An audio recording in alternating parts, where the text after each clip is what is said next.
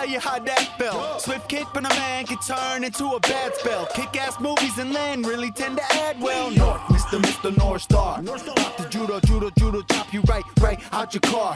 Push to the haze, Mr. Always raise the bar. He strives to be great and exceeds it by far. So sit back, relax, we getting dirty like a mud pit. Talking kickboxer and blood fist. If we catch you dozing off, then you gotta go.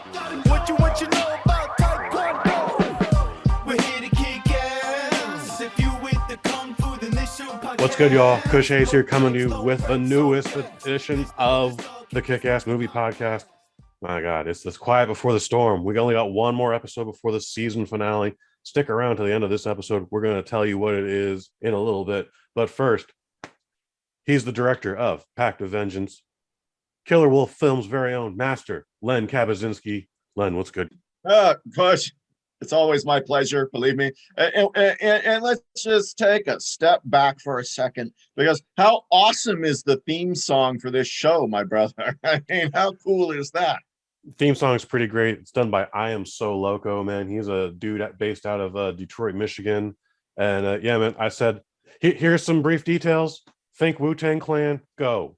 And this is what he came back with. And man, yeah, gets my adrenaline pumping. Yeah, it's not that far from me. Detroit's like a 5-hour drive from Erie, Pennsylvania. Here, it's pretty not that bad. So yeah, but I thought I'd maybe take a moment to just appreciate IAmSoLoco, because he did a kick-ass job, my friend. It sounds awesome. He did an amazing job, and the bad news I have to give you is he might be out of the music game now. We might have the very last IAmSoLoco track available. It's terrible. It's crazy like that, man. It's a lot changes in a pandemic.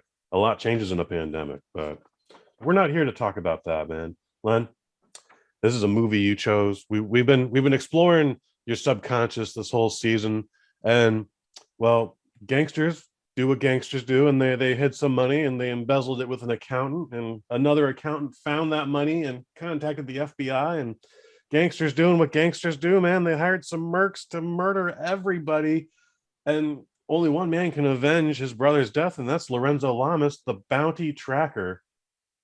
First question right off the top, why is he called the bounty tracker and not the bounty hunter? Well, I mean, that you just have to just forget about it and simply enjoy it. I'm not sure why, but I really like this film, and it comes from probably my go-to director, who we've talked about before on this show, Mr. Kurt Anderson, who I really thought, I look back, Kush, and I see all the crap that has come out in the last 25 years, blah, blah, blah, blah, digital revolution, all that stuff coming out in filmmaking. Why wasn't this man working on more things? Because I think Kurt Anderson has real talent as a director for these style pictures. And you know what? I think I got asked this on another podcast not too long ago here about, will we ever see the next Van Damme or Chuck Norris and stuff? And I said, I'm not sure about that, because theater releases are kind of dead, man. You know what I mean? That live, going to the movie theaters is kind of dying off now with Amazon and everything else. And I said, if it happens, I think it's going to be a woman to revive the genre, a la a Cynthia Rothrock kind of thing, except on a bigger stage. But when they talked about it and said, who's going to bring it back to the big movie screen type stuff, I said, you know what? I'm not sure anybody does. And they're like, well, martial arts is in a downturn now with films and blah, blah, blah. And I said, is it though? Is it really? Because Cobra Kai is huge. I mean, Cobra Kai is the biggest thing on television practically. You know what I mean? Or I get it. It's on Netflix, but you know what I'm saying. Cobra Kai's martial arts never leaves the spotlight. Something always has martial arts in it. Martial arts never leaves the bright lights of Hollywood, believe me. I would say the martial art films that are getting any traction, that are having any success, are international. I'm not talking about just your films out of China and Hong Kong. I'm talking about internationally, everyone is still doing martial arts except for the United States. However, our biggest export is Cobra Kai right now, martial arts speaking, and that is a global phenomenon. Yeah, before we get too far into it, I just want to say I had met Lorenzo Lamas at an old Fangoria movie convention, or you know what I mean, a Fangoria horror magazine there. Used to do big events in LA. And I had met Lorenzo there, and I even forget who else I met there because I thought Lorenzo was so cool. And you know, on the exterior, you know, I could see where people would think, oh, he's a dickhead. He's a good-looking man. He's going to be arrogant and be a jerk or whatever. Mhm. I thought he was super cool. He was like a dude. He was like a Mhm. motorcycle dude I could relate to. I thought he was really cool. I didn't get any kind of arrogant vibe from him whatsoever. He's like, Oh, oh straight.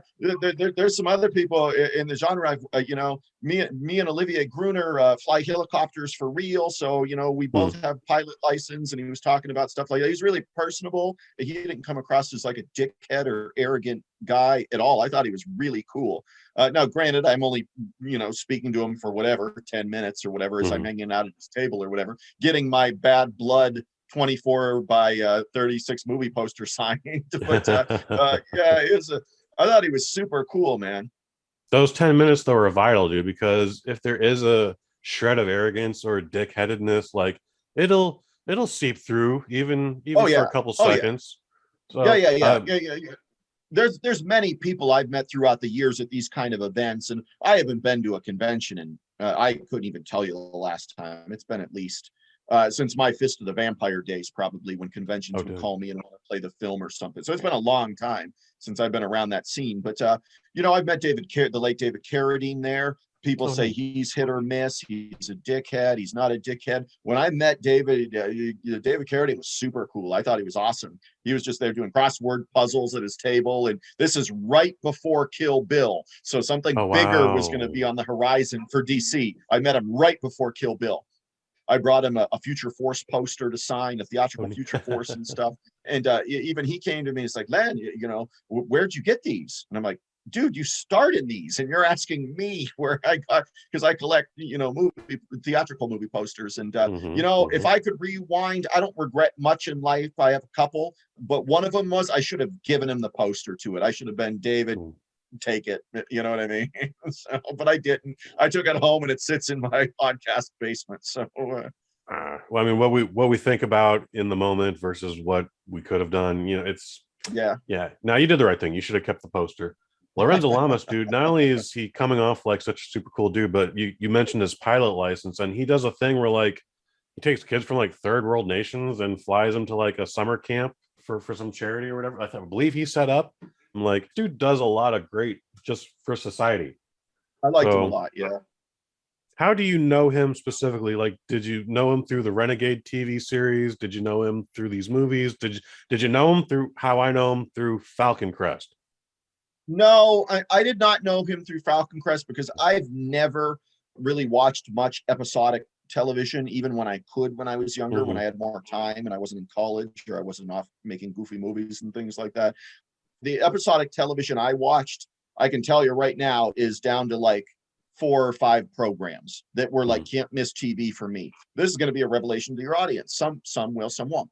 Kung Fu with David Mm-hmm. Carradine. Obviously, I did not miss an episode. They were all reruns at that point, but I would run home from school because at 4 o'clock, Kung Fu was going to start. You know, Kung Fu I would watch religiously. Airwolf with the late Jan Michael Vincent, I would Of watch course. religiously. I couldn't wait for whatever night of the week that was on that I could watch Airwolf. Perfect Strangers, a comedy Oh, with hell Balky yeah. Bartokomous. I would run home and watch that. Full House, I would watch with my entire family because my sister loved it. My younger sister loved the program. So that, and of course, right behind Kung Fu was the Incredible Hulk with the late Bill Bixby and Oh, you know, sure. obviously Lou Ferrigno still around. But those are really the episodic television stuff I really watched because remember now a show like Renegade that came out in probably the early to mid 90s. Mid That was a 90s. syndicate program. So it's Mm-hmm. not like you couldn't watch Renegade on ABC Sunday nights at 9 o'clock. It's a syndicate program, which means whoever bought the episodes could air them, kind of thing. So Mm-hmm. I would watch Renegade and I didn't mind it because Branscombe Richmond was a stunt man that was in movies like Hard to Kill with Steven Seagal and all those kind of things.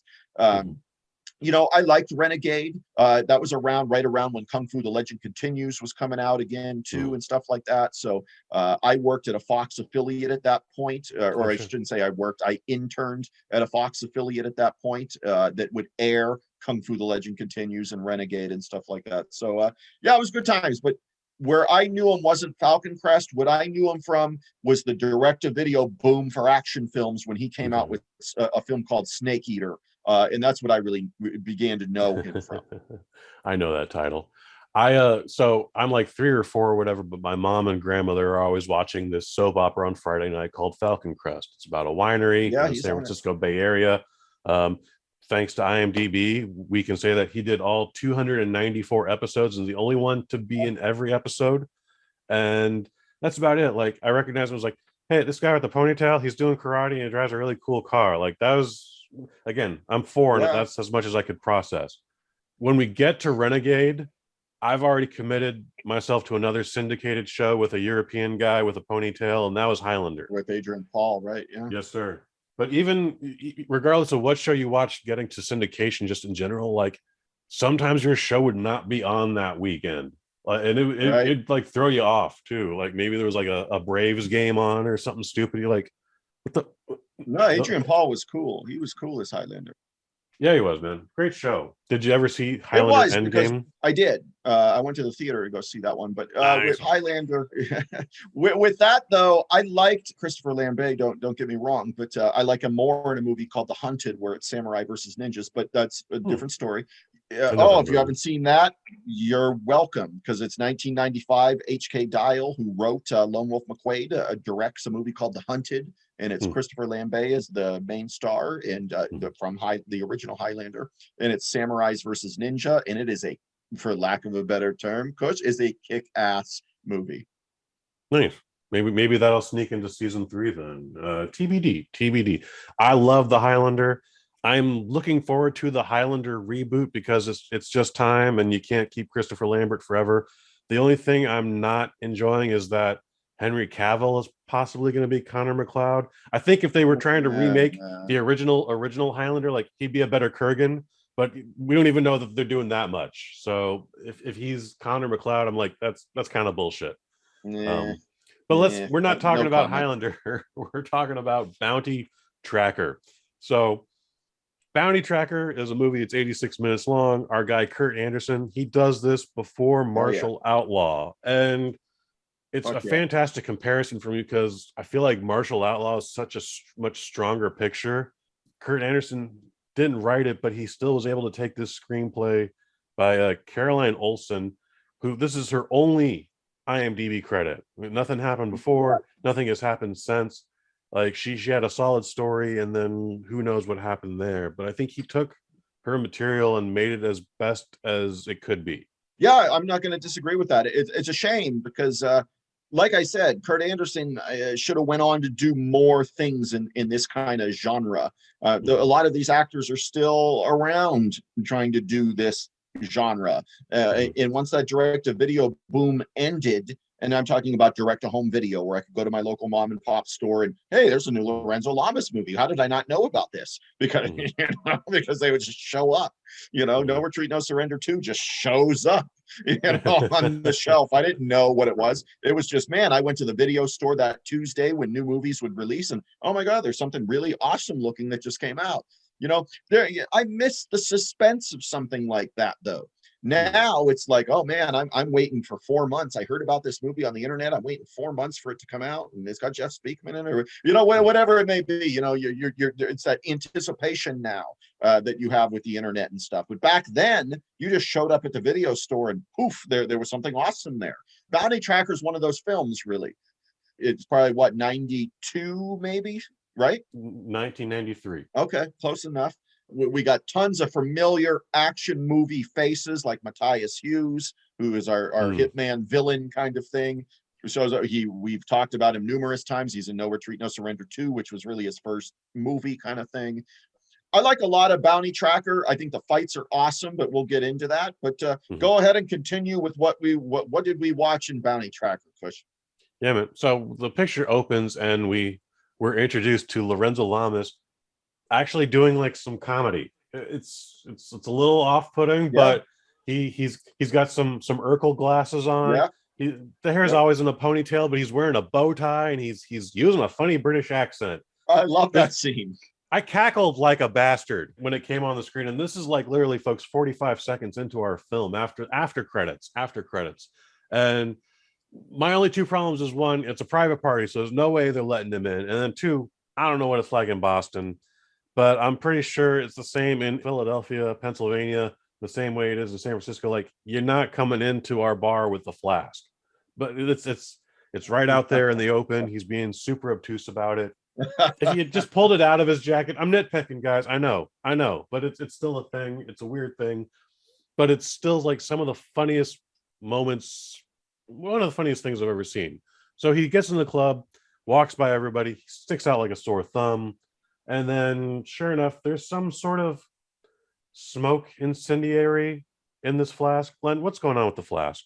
I think the whole opening, I think, is good because it sets up the movie to where you get layers of Lorenzo Lamas in this movie that you maybe don't in other films. I think that's a fact. I don't even think it's me making an assessment. I think it's a fact. I've never seen him do a comedy bit before, and I enjoyed it. For the record. Yeah. He has the incinerary smoke and stuff like that. So he probably wouldn't have gotten in with that anyways. No, coast to coast, he's probably not getting in with a flask into a bar. But pocket, like make that a last minute reveal. Now he's in the bathroom. Little shut hair of the dog, the bitch. Oh no, it's a smoke device. Boom. I can see what the filmmakers are doing there, though. They want to introduce that prop before he just pulls it out and uses it, kind of thing. But it's whatever. I can live with it in a movie like this. That we're not watching The Elephant Man here or something like that. We're not watching. What's the guy that just died? William Hurt. R.I.P. We're not watching a William Hurt film here. We're not watching Children of a Lesser God. Correct. However, we're not what you there. You go. One, this would be amazing if Lorenzo Lamas was in The Elephant Man, and two, coming back to Children of a Lesser God, everybody is apparently hard of hearing and or deaf, because I know what silencers are supposed to, like, in theory, in movie logic, you don't hear anything, but like people are like not hearing people getting murdered in the next cubicle. Forget about the foam core door in the office. No, like the next was like, is someone popping popcorn? Oh my god, I'm dead. What I really want to know now, Kush, is you mentioned it'd be awesome to have Lorenzo Lamas in The Elephant Man. Hell yes. What character would he play in your mind? Is he the Elephant Man? He's the Elephant Man. Or is he the... I disagree, Kush. I think he is the other character that was played by Silence of the Lambs guy. Anthony Hopkins. He's playing that character. But I could see, after seeing the opening where Lorenzo Lamas is in a bow tie and stuff like that, he can pull off some comedy at the beginning and stuff. I don't think he's the Elephant Man. I think he's the other character. So anyways, I digress. Back to Bounty Tracker. We can digress. I'm just saying, like, this would show his range. He's like, I too can play ugly. Anyway, but getting back to Bounty Tracker. It's a challenge for him, Anyway, the bar fight, this is one of two bar fights, and I think both of them knock it out of the park. Now this one, he overpowers everyone in the room. It's just two guys, but still, when we get to the second bar fight in Los Angeles, what I like about that is we actually see Lorenzo Lamas's mortality. Like, again, even in Martial Outlaw, our main characters are kicking everybody's asses. And they just beat the hell out of everybody, right? Yeah, but Lorenzo Lamas actually gets overpowered by four dudes because he's just a dude. He's the coolest dude in the room, but he's still just a dude, and that can happen. Dude, right? Thank goodness for Tiny and Tony that those guys showed up with some shotguns and saved his butt. But we'll get to that in a minute. Yeah. Here. Yeah, I think you got to go to Carolyn is her name, the script writer. Mm-hmm. You got to go back to her then, maybe. There's some, chinks in the armor of a script like Martial Outlaw, which I love Martial Outlaw, but those the two brothers were just beating everybody's ass throughout the movie. Right, Lorenzo Lamas has some vulnerability. He's not Steven Seagal. He's not going to cut the. Has anybody seen Richie scene? Yeah, well, Steven Seagal never gets beat up in anything. That's always been my biggest complaint. Very great comparison there, Len. I'm not going to say it's a complaint of mine because I think one of the most iconic scenes in all of action films, and I'm not going to say it's number one, but I think it's in the conversation of maybe the top dozen, is the anybody seen Richie scene. I just think it's great. So, break it down. What's the anybody seen Richie scene? oh my God, it's an Out I'm for not Justice. recognizing. Okay, Really? It's been 25 years since I've seen Out for Justice. It wasn't my favorite one. That's the one with Harvey Keitel. Anybody seen Richie? And he walks into the pool hall bar thing. I remember Anybody the pool seen Hall. Richie? He had the sock with the pool balls. This is your trophy, and he pulls out his badge. This is your trophy. You come and get it. He unclips his the thing, and Dan Santo plays the stick guy, legendary martial artist. Plays sticks is what they call him. So of course he has his Filipino fighting sticks, which are our pool cues. But anybody seen Richie scene's great. What's even better is when they see what's his name? The actor that plays Richie in the film. He's the guy from The Substitute, not the lead, but the crazy guy in The Substitute. Yeah, Harvey Keitel. No. The Substitute with Tom Berenger, where he's the substitute teacher, and then they wipe out a Harvey gang. Keitel. And it's not. No. It's no, I'm positive. No. The Substitute is Tom Berenger, and it's maybe from 1995. I've seen The Substitute. Tom Berenger's oh, it's great. It's great. One of the guys that was married to J-Lo is one of the young punks in the movie back then in 1995. Mark Anthony. So we're dropping all kinds of knowledge on this episode, Bush. That's just what we do here on the Kick-Ass Movie Podcast. Let's see. The Substitute, 1996. Tom Berenger. William Forsythe, God damn it. That's him. That's Richie. Yeah. My point being is, my bad. William Forsythe would go to he'd sign at conventions and stuff like that. Mm-hmm. And then all over Facebook and the internet and people's Reddits and whatever would be the title, They Found Richie. And then it would be them with a selfie standing there with William Forsythe. And I never got that opportunity, but I want my pick with William Forsythe where I say, hey guys, I found Richie. And I want that moment, but it hasn't happened yet. I wonder if that's dudes on Cameo.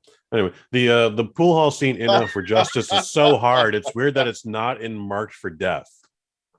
One picture before that, and one picture just before Under Siege, which is probably still his best movie. No comment.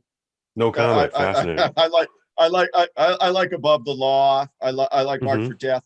I like Under Siege 2. I think a very underrated film, if that is a term for a Seagal movie. I think a very underrated film is actually Fire Down Below, which I really enjoy. But that was Michael Caine? No, that was the big environmentalist director, and I put that in quotations as if it didn't really happen. That was that was On Deadly Ground that you're talking about with Michael Caine, where his hair looks like oil slick throughout the entire movie. But Michael Caine will always be Jaws the Revenge for me. So I know he's done great work, but he'll always be Jaws the Revenge for me. We're getting way off track here, but that's half the fun that we have here. So he gets his bounty. King Loke is now under arrest, and it's established that he makes $50,000 off of this. It's going to repair his car and get him out to Los Angeles. We then get to Los Angeles, and of course, we meet Matthias Hughes and his mercenary team, and they murder everybody with. You know what? I actually like the sound in this movie. I like the way the suppressors / silencers sound on these automatic rifles.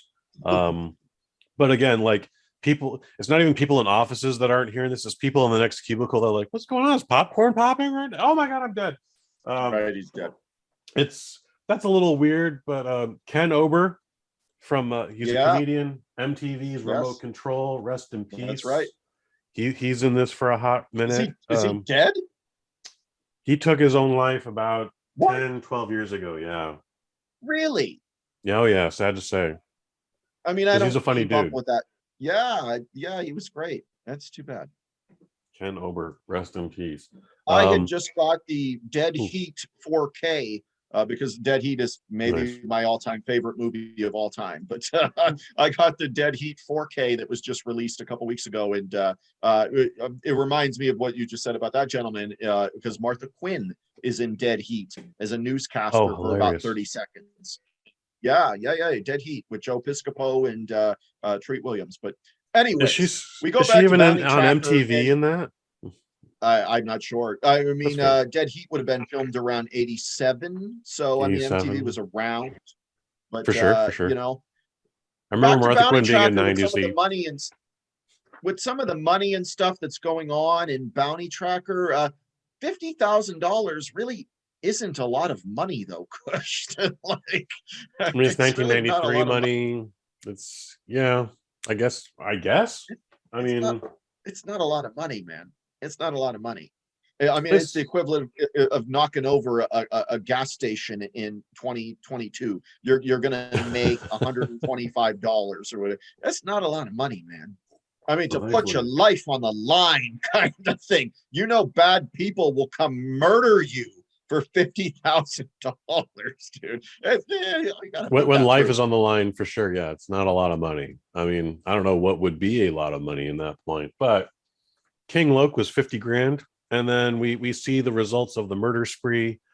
Our hero's brother gets away, and he's talking to the cops, and he's like, "Oh, Ken Ober knew about all of this. I was just there. I did whatever. They're like, we're going to put you under witness protection, and you're going to be safe. I'm going to supervise it myself." Okay, Right. We know and where we're going here. coincidentally, Lorenzo Lamas shows up at his brother's house. Surprisingly, the cops let him in. I mean, even with the positive ID, like they should be like, your brother should be anywhere but here right now. No, go away as fast as you can. Where am I going with this, Len? Things are just kind of they're very subpar. There's not a lot happening here. It's not even vanilla. It's just mediocre. Like, yeah, oh, so you're in trouble. Wow, that's fascinating. Like, it's the same thing as finding out like someone's stealing your mail. That's how they're treating this news. Yeah, Like I think that they're treating the news vanilla. I don't think the film's vanilla. I think this is a very fun movie. But I think where the movie really kicks into gear is when we have a spectacularly choreographed fight scene by the one and only Jeff Pruitt, who I consider maybe the greatest fight choreographer of all time. I get it, all the Wu-Tang stuff and all that kind of thing. But for the best American fight choreographer of all time is probably Jeff Pruitt. Jimmy Nickerson for boxing, probably. But anyways, for martial art choreography, I would go with Jeff Pruitt, who also did Martial Outlaw as well in the other Kurt Anderson films there. Dojo fight scene in this, I think, is mind-blowingly good. I think it's like really awesome. Yeah, I think it's super cool. I gotta disagree. I think I'm not impressed with the fight scene, and also I have problems with it. What is that shield? A real shield, or is it's some duct paneling? But it's, that I'm not sure. It just depends what props they're kind of using. Just puts around. Okay, you know what I mean. I'll take that. But I love the scissor leg sweeps and stuff that Lorenzo Lamas is doing in that scene. I think it's just cool. They did a lot of cool stuff. Totally choreography from what I would expect from somebody that is as good as Jeff Pruitt that's choreographing these scenes. One of the few notes I actually have for this film is that scissor leg sweep. Jackie Chan did the same thing in Police Story in 1985. That's like one of the only few notes I have on this. It's the dojo scene is not my favorite. I really like both of the bar scenes. I really like the scene at the junkyard at the end. I dig the home invasion. Someone we haven't even talked about yet is Cindy Pass, and she plays a character named Jules. Nice looking lady, and despite being she's not the only lady here, but she's the only lady given anything to do, and she has a lot of costume changes. She's very much a chameleon. She's the same woman, but she has to play a different character depending on what the situation is. At one point, she's faking to be a lawyer so she can talk with gangster in the main gangster in the jail. At one point, she's doing a Linda Hamilton impersonation when they do that first home invasion. Yeah. I think she's the strongest actor in this. She has a colorful character. Yeah, I won't disagree with that, but I think some of that comes with the character is better written than some of the other characters. And we mentioned the writer of this movie not really doing anything else, and maybe that's a shame. But they gave Cindy Pass a very colorful character in this. But if you want to also see another Kurt Anderson product that also features Cindy Pass in a really little bit less of a role, but she's still in a lot of the movie. It's Mission of Justice, which also stars Jeff Wincott. Our villainess is Brigitte Nielsen. Matthias Hughes comes along as her brother Titus.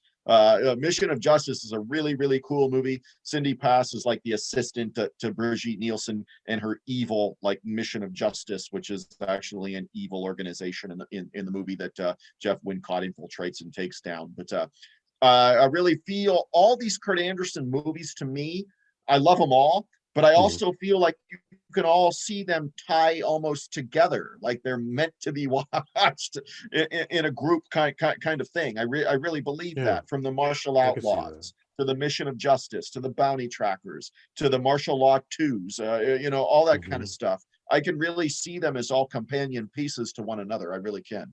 I agree with that. With what little I have seen, I'll be like, yeah, there's a rhythm and there's a rhyme and there's a reason for everything he's doing, and there's an evolution, because again, what he got wrong in Bounty Tracker, he corrected in Martial Outlaw. But there's some things that he got wrong in Martial Outlaw that he did really well in this film, Bounty Tracker. Let's talk about Matthias Hughes for a second. We brought him up in the last movie, No Retreat, No Surrender 2, but he seems to be having the best time in this movie. I agree. And I think it's because he's allowed to talk.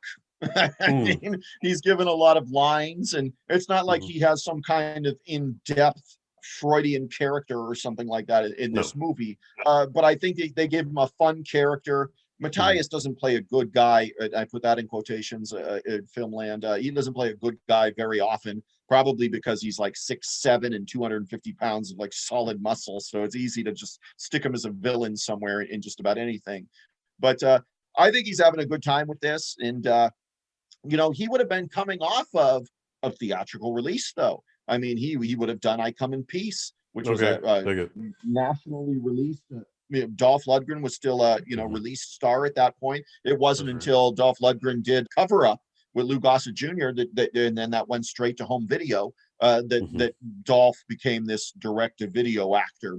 But in I Come in Peacetime, he was still being released all over the place, and Matthias Hughes landed the spot as the villain, and that was really not too long after No Retreat, No Surrender 2. But Matthias has a distinctive look to him. Obviously, he's a muscular, fit guy, and he's super imposing and tall, and he's athletic. And I think he's having a good time in Bounty Tracker. I really do.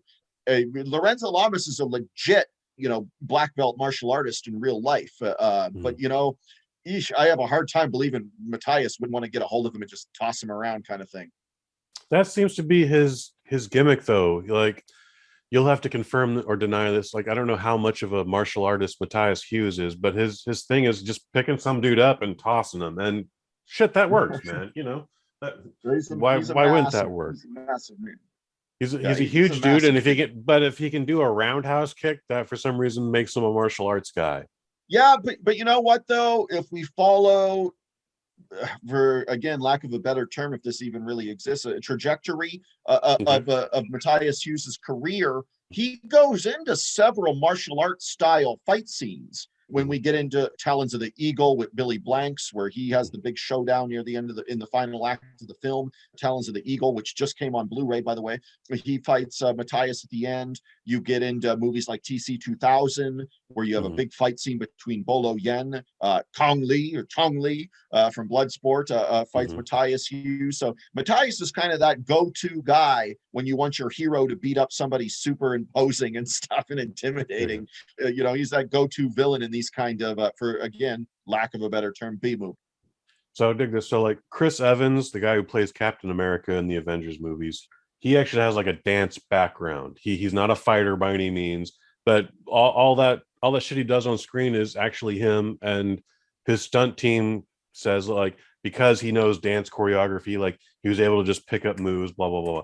Same thing with there's a dude named Rain, Rain, Korean gentleman. He's a ninja assassin out of 2009. He's a ninja assassin. I was just going to Yep. say, you don't fool me for a second there, Kush. He's in the movie Ninja Assassin. That's on Blu-ray, and it's sitting about 8 feet away from me where I'm sitting recording. You this and I podcast. need to like I love analyze Ninja Assassin. I had problems with it. Well, that's I another. love Ninja That's another. Assassin. Oh, we need to definitely talk about that next year, my man. But like again, I love that movie. But he's a boy band dancer. So again, he picked up choreography just super simple. So fight scenes were nothing for him. That's why I asked in No Retreat, No Surrender 2, like, is Matthias Hughes a dancer? Because he doesn't come off like a fighter, but he's still able to do some stuff. Like there's a scene where he's fighting 2 cops. He's throwing some fantastic elbows, but then he just picks up a guy and slams him into a fence, you know? well, I'm just going to blow your mind for a minute here, Kush, because Break it down. a lot of these performing arts things all tie into body movement type stuff. Mhm. And I don't mean just like Shakespearean, plays and stuff on stage, although that will help, especially in weapons and stuff like that. But, Jeff Wincott, who we just did on Martial Outlaw, he was a fucking mime. He was working as a interesting. mime. On this thing. Right. So how about that? These people that have these physical, it's all body movement, man. Mhm. If you can coordinate your body and have good balance, Jean-Claude Van Damme, another perfect example. You know what I mean? Mhm. He's a dancer. You can tell he is. I mean, you can Yeah. tell when he's throwing those jumping spin kicks. This is somebody that knows how to move his body around. And not every martial artist can do that kind of thing. It takes a special kind of athlete to Mhm. do something like that. And For I sure. think Matthias is just I think he's a freak athlete. Okay, interesting. Yeah, that makes And way he's a more super sense. nice man too. He's very Oh, that's personable always with nice. fans and everything. He's a super nice man. I love hearing that news. So, like, yeah. So when we talk about "I Come in Peace," the directors or the powers that be are like, "Pull back, Matthias. We just want you to be slow and intimidating. You're the albino. You got the whited out contact lenses. You're Yep. scary and imposing." Yep. But in this, he's just chewing scenery again. Like he's having the best time of anybody on set. It also makes me wonder, like, I feel like that opening scene where Lorenzo Lamas is in the bow tie, like I feel like they went back to film that. Like no one should have a better time than Lorenzo Lamas. Like Matthias Hughes is having a better time than Lorenzo Lamas. No, I'm gonna wear a bow tie, I'm gonna put on some funny glasses, and I'm gonna do a scene. But you know what though? I'm not so sure I see Lorenzo saying that as I see like a film producer saying that. Forget the funness of it. You never want your Mhm. star to be upstaged, really. And I don't think Matthias upstages Lorenzo, especially after the opening that they wrote for Lorenzo. But I could totally see them going back, and that I would highly doubt was the first scene they filmed in Bounty Tracker. So I could see that happening. You never want the star to be upstaged. I don't think it comes across that way either. This is Lorenzo's movie. Don't get me wrong, Mhm. but I think the most colorful character they give to Cindy Pass there. The 100%. guy that looks like he's having fun the whole time is definitely Matthias Hughes, and then Mhm. our star is Lorenzo, who I think looks like he's having a good time at the beginning of the movie. And then as the movie goes along, who knows what order they shot it in? You never know. But I mean, Yeah. Lorenzo, out of this whole cast, he's the established star, though. You know what I mean? If anybody's going to be pure all business, it's going to be Lorenzo, because he's probably already booked for his next film with PM Entertainment. He's going to go do Night of the Warrior or whatever he's going to go do for PM Entertainment, because I don't believe Republic that released this movie really did like contracts like that, where Lorenzo, you're with us for 4 movies now, or blah blah blah blah blah. But PM Entertainment did that. All those things, they signed on Dragon Wilson and got his career rolling. Those kinds of things.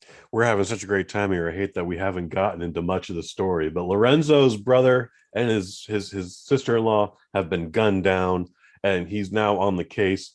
And at some point, he finds Judd Omen, Alberto Manuel, and it took me a minute to figure out who this guy was, but he's the ex-con in Pee-wee's Big Adventure that He Pee-wee certainly hitchhikes is. with, and Yep, he certainly it's very delightful to find out.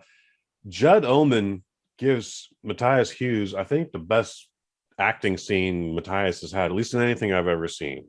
There's a maybe confrontation. Ever. Okay, you agree with me. Ever. There we go. Maybe ever. Right. Yeah. Like it's scary. You're worried about Judd Omen. The dialogue is fantastic. Like I I showed you mercy. Like, you broke my back, you bastard. How do you not show me? And then just murder, murder, murder. But right, but Kush, let me interrupt you again, because you please. said you feel something in this scene where it's maybe Matthias's best, maybe it's his best scene ever. Maybe it just might be because of the chemistry and stuff like that. But this is where people forget. You got to give kudos to the director. This is Kurt Anderson that's doing this thing. He's the one that's generating that tension in the scene. Yes. He's telling the people what to do, the camera guy what to do. He's coordinating all of this to make this tension-packed scene, which I think is one of the best scenes in this movie. You know what? You can't take it away from Kurt Anderson. I'll give it to Kurt Anderson. This is the best scene maybe in the movie as far as like drama is concerned. And, you know, it's the Kick-Ass Movie Podcast. Right, yeah. We're not talking about the Elephant Man or Shakespeare, but this is one of the finest acted scenes that we've talked about in the past 11 episodes now, I think. Yeah, I wouldn't disagree with that. I mean, I'd have to think of all the movies we've done previously to this, but I mean, again, in terms maybe of like tension, maybe going to Martial Outlaws brother versus brother sparring scene. Like, again, I was like, no, okay, that would be up there. Anderson. That would be up there. This is a great question. This is a great question, actually, Kush. But yes, I would agree. The sparring session on the punching bag outside between Hudson and Jeff Wincott there is definitely, that would have to be up there, because you feel that emotion in that scene. Even I don't care what the budget of the movie is, a B movie, what, I don't care. You feel the tension in that scene by both actors. And I think this scene between Manuel in Matthias Sousa's character, you have that same feeling in this. And it's the same effing director. So Kurt Anderson, you get an A+. Yeah, man. I'm definitely interested in seeing more Kurt Anderson work after this. But well, you won't actually, because he only did a handful of movies in the 90s. But it's I'm saying, after people listen to the Kick-Ass Movie Podcast, after people go out and watch Martial Outlaw, Mission of Justice, Bounty Tracker, Martial Law 2 Undercover, you will wish he did more things, is what I'm saying. I definitely do. Do we want to talk about the Cholos? I mean, they're kind of there. They get his back. They're a good backup, but that's about it. I got really nothing to say about them. Right. It's a backup type thing. It fills out the movie kind of thing. And that's what it really feels like to me, is they drop this in for this purpose. You're filling out a runtime of your 87 minutes direct-to-video feature, or 93 minutes, whatever you were hitting there. If you're Roger Corman, it's probably 84 minutes, but you get what I'm saying here. This is all movie filler at this point. But then it feels like when we get into this final act, then it gets pulled back to the strengths of this movie. And I think Lorenzo Lamas is a strength of this movie. Of course, Matthias Hughes is, of course, Cindy Pass is, but I think we can't take it away from Lorenzo either, because I think this movie is better than what he was doing previously. I don't mind Night of the Warrior, which I think came out before this. Snake Eater, I do think it's better than, even though Snake Eater was his one moment where I thought he was really going for it. He thought he was going to get a big theatrical release with Snake Eater, and it didn't happen. And I ended up watching it on Cinemax like 6 months after its release, or whatever it was back then. But I really think Bounty Tracker is better than all those movies. And, we get into the final act, and it really plays to the strengths of the movie, I think, or the strengths of the actors, I think. To be fair, the fact that I just called them just props, like, you are worried for Tiny being in that car, being crushed while Lorenzo Lamas is fighting Matthias Hughes. That's right. It's not a bad scene. It's well edited, but it's not the best thing I've ever seen, I guess, is where I'm going with that. Yeah, but you know what? Some of that, though, I think you got to think of not so much directing and stuff, because I think the acting is pretty good. I think really on something like that, you have to look at how it's edited and how it's cut together, kind of thing. And I think in a scene like that, the tension's there. I think Tiny's acting is fine. I believe he's in peril, all that, that kind of stuff. I just think the editing is a little wonky in that situation, and I think that let that scene down a little bit. It's a solid movie. I don't really know where else to go here, but I don't think this is the strongest movie we've talked about, but it's definitely an interesting reveal. It's an interesting look at Kurt Anderson's past, where he went after this, Well, you know Yeah, what, Kush, you may like where he came before this then, because I believe he did Martial Law 2 Undercover before this. And that's got that's Jeff right. Wincott and Cynthia Rothrock, the wonderful in everything. He Will Be Missed, R.I.P. Billy Drago is in it for Ooh. a few scenes there in Martial Law 2 Undercover, which he would have done before Bounty Tracker. So I'd be curious for you to, and it's got a lot of the same cast and stuff like that. I mean, Matthias doesn't show up or anything, but at that point, he would have just been off of I Come in Peace. But Martial Law 2 Undercover is definitely worth it. Rothrock's in full Lady Dragon mode. Wincott's Mhm. Wincott. I mean, it's pretty good. So, I mean, you may see Bounty Tracker as a step backwards from something like Martial Law 2 Undercover. I think it's kind of a push for me. But going into stuff that he did after this, like Mission of Justice and stuff, which I think is super awesome. Mhm. And obviously, I love Martial Outlaw, but Mission of Justice might be the Kurt Anderson masterpiece, where he took all the stuff you didn't like or felt he failed with on something like Bounty Tracker, or maybe I remember Martial Law 2 pretty vividly. Maybe stuff he didn't do so well there, but then he built and built and built and built over the 3 or 4 movies, and then boom, you get Mission of Justice, and he put it all together correctly.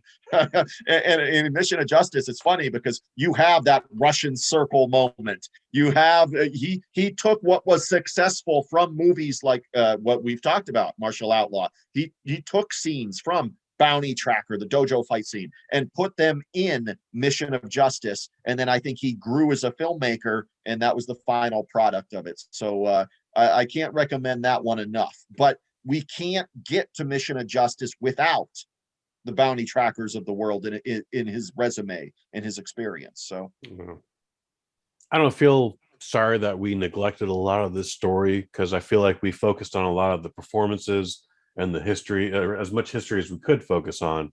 So I think we've done this movie justice.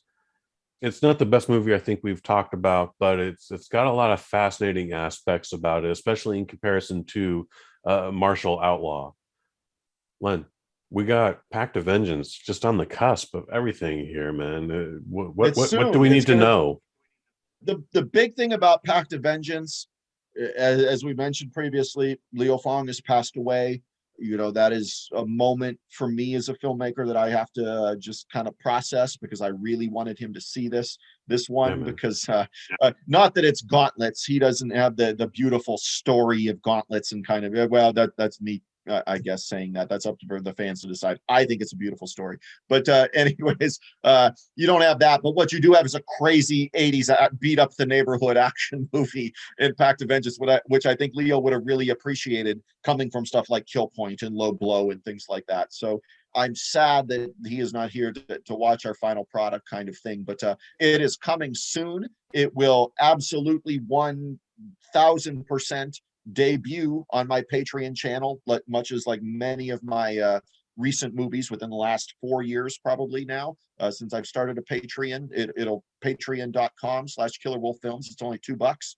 We have a $5 level. It's nothing special. It's just, hey, if you got money and want to give $5, give into the $5 level, because I'm a hardworking man. I put it all out there for the fans, and I have no desire to stop doing that whatsoever. So, you know, it'll debut on there, and we're probably, I don't know, a month away, 2 months tops from this podcast here. So it's close as anything. You put together these films, and, you know, I've got a man in Canada working on digital effects. I've got a man in Denver editing the movie. I've got me directing from afar in Erie, Pennsylvania. And yet here we are in the Kick-Ass Movie Podcast talking about Bounty Tracker. Local by choice, international by nature, Len Kabazinski. As for me, I do a bunch of stuff around here. You can check out the microdose that comes out every Friday. And as we've talked about this, I had the opportunity to interview Keith Strandberg, who was the writer of No Retreat, No Surrender 2. It That's came out right. a couple weeks ago, but check it out again if you haven't already. It's a fun interview. We had a good time. He's in Switzerland, so it was not easy to synchronize, folks. Otherwise, Waffle Box every Wednesday. It's the best part of Wednesdays. And me and friend of the family, Mike Fish, we talk about everything and nothing all at the same time. But for the director of Pact of Vengeance, Master Len Kabazinski, I've been Kush Hayes. You've been you. Oh shit, son. Season finale, Kick-Ass Movie Podcast. We're talking about Circle of Iron. Heck yeah. That's Circle of April Iron. 26th. Yeah, you mentioned Circle of Iron, Kush, and this is my favorite martial art movie of all time. Some philosophy type stuff from other movies would be really high on my list. Till Dawn with Patrick Swayze would be very high on my list in terms of martial art spirit and philosophy and stuff. That would be very, very high, top 5 on my list. Not a crazy fight movie, although that's in it. It's just the spirit of things I believe is captured there. But Circle of Iron is my number 1 favorite martial art movie. Folks, you're going to hear why it's his number 1 favorite movie, April 26th. That's the Kick-Ass Movie Podcast season finale, season 2's season finale. All right. Get it. Share it with your friends. Like, subscribe, hit that like button, smash that bell. All of the terms that you hear in your digital social medias, it's available on iTunes, Stitcher, Spotify, YouTube, etc., etc., etc. For Len Kabazinski, I've been Kush Hayes. You've been you. No brakes, all gas. This the Kick-Ass Movie Podcast. We're here to kick ass. If you with the Kung Fu, then this your podcast. No brakes, all gas. This the Kick-Ass Movie Podcast. We're here to kick ass. If you with the Kung Fu, then this your podcast. No brakes, all gas. This the Kick-Ass Movie Podcast.